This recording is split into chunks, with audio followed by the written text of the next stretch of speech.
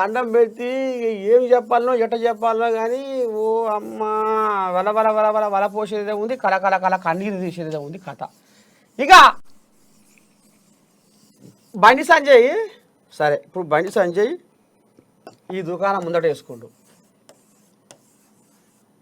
ఏది ఈ బండి కోయిలాగా, ఈ బండి కోయిలాగా జర ఖతర్నాక్ కోయిలాగా బాగానే పోండి వెళ్తుంది. అయితే మరి ఇప్పుడు ఈ బండి కోయిలాకు నేను ఏమడుగుతుంది అయ్యా అంటే, గతంలో కర్రె పసరు వసూలు చేసి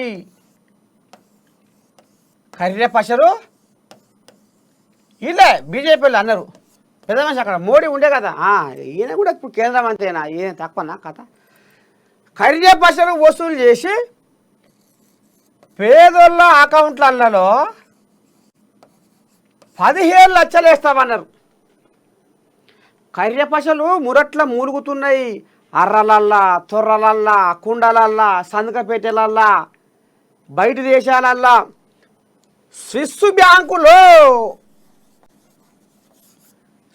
బ్యాంకులో మురట్ల మూలుగుతున్న కర్రె పసల్ని తీసుకొచ్చి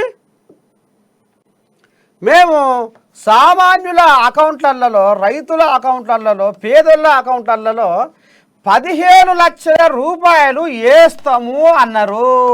మరి ఏమాయనే బండి కోయాగా వేసినావే, ఓ బండి కోయాగా, ఇక మరి వేసినావా? కర్రె పసలు వేసినావా చెప్పు. పుసా పుసా పుసా పుసా ఇప్పుడు సర్కారు కుండల బువ్వ లేదని లోకమంతా ఇరికి రేవంతమయ్య గద్దెనెక్కినాక నీ పాడైపోను కారా. నేను లంక బింజలు అనుకుంటే ఇక గీ ఉన్నాయి, బోకెలు బొచ్చలే ఉన్నాయి అనేది అందరికి ఎరుక్కున్న ముచ్చటేనా. ఇక నువ్వు ఇలా తీగరా